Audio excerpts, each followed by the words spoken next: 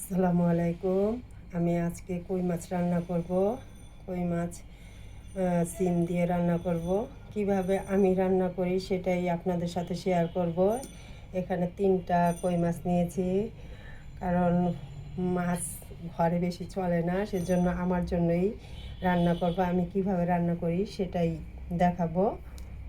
নিয়ে নিয়েছি সিম, শুধু সিম। এখানে ইচ্ছে করলে আলুও দিতে পারেন, আমি আলু দিই নেই, শুধু সিম দিয়ে রান্না করব। এখন আমি রান্নায় চলে যাচ্ছি। এখানে তেলটা বসাই দিয়েছি, মানে কড়াইটা আগে বসাই দিয়েছি আর তেলটাও দিয়ে দিয়েছি। তেলটা গরম হয়ে গেছে। এখন আমি একটু পেঁয়াজ দিয়ে দিব, কারণ তরকারি যদি মাছ দিয়ে রান্না করা হয় তাহলে পেঁয়াজটা কিন্তু কম দিলেই হয়, বেশি পেঁয়াজটা লাগে না। আর এখানে পেঁয়াজটা একটু নরম করে নেব। এখানে পেঁয়াজটা একটু নরম হয়ে গেছে।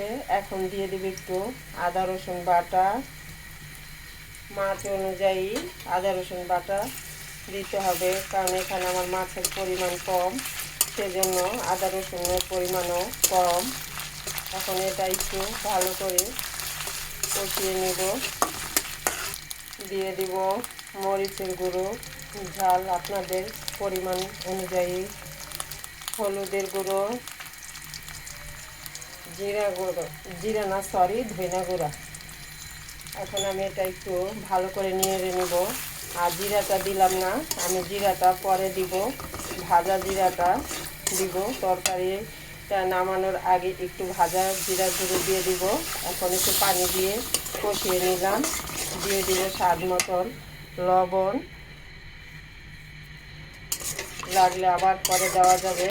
এখন মশলাটা ভালো করে কষিয়ে নিব। এখন মশলাটা কিন্তু কষানো হয়ে গেছে আর তেল উঠে গেছে।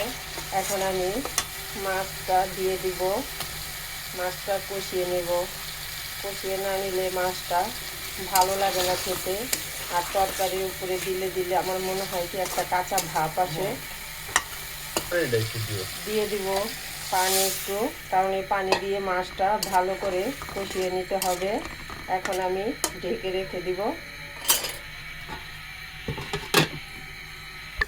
দেখুন ওই মাছটা কিন্তু হয়ে গেছে কষানো, তেল উঠে গেছে, এই যে তেলটা দেখা যাচ্ছে। এখন আমি মাছটা কিন্তু মাঝখানে আমি উল্টিয়ে দিয়েছি।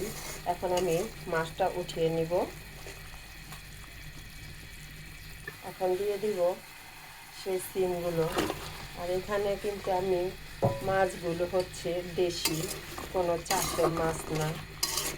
মানে মাছটা খুবই ভালো লাগে খেতে। এভাবে যদি রান্না করি চাষের মাছ তো না, মানে এটা তো দেশি মাছ, এটা খেতে খুবই ভালো লাগে। যেভাবে আমি যেভাবে রান্না করে খাই, এভাবে রান্না করলে খুবই ভালো লাগে। এখন আমি এটা ঢেকে দিব আর একটু ভালো করে কষিয়ে নেব।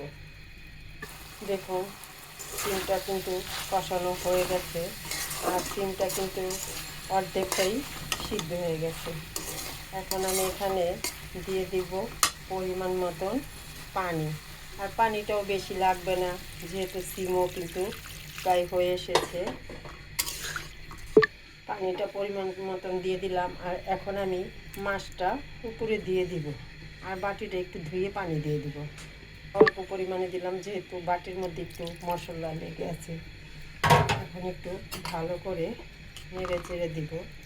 আর এর সাথে দিয়ে দিব কিছুটা টমেটোটা এখনই দিয়ে দিব, কারণ টমেটোটা এটার সাথে দিলে ভালোভাবে সিদ্ধ হয়ে যাবে আর মাছটাও হতে এমনিও বেশিক্ষণ সময় লাগবে না। এখন আবার প্রায় 5 থেকে 6-7 মিনিট ঢেকে রেখে দিব। এই দেখুন মাছটা কিন্তু হয়ে গেছে। এখন আমি এখানে এই যে টমেটোটা গলে গেছে, এখন আমি এখানে দিয়ে দিব, বলেছিলাম একটু ভাজা জিরা গুঁড়ো দিব, সেই ভাজা জিরা গুঁড়োটা দিয়ে দিলাম। এই জিরা গুঁড়োটা যদি দেওয়া হয় না, তাহলে ফ্লেভারটা খুবই ভালো লাগে, অনেক ভালো লাগে। আর দিয়ে দিব ধনিয়া পাতা। শীতের দিনে ধনিয়া পাতা না দিলেই চলে না, তাই দিয়ে দিলাম কতটুকু ধনিয়া পাতা। এখন একটু হালকাভাবে নেড়ে চেড়ে দিয়ে একটু 2 থেকে 1 মিনিট ঢেকে রেখে দিব, তারপরেই নামিয়ে ফেলব। দেখুন হয়ে গেছে। এখন আমি তরকারিটা নামিয়ে নিব। আর একটু ঝাঁকিয়ে দিলাম, বেশি নাড়াচাড়া করলাম না, কারণ হয়তো বা মাছটা ভেঙে যেতে পারে। এখন আমি নামিয়ে নিব। এই দেখুন হয়ে গেল আমার কই মাছের রেসিপিটা।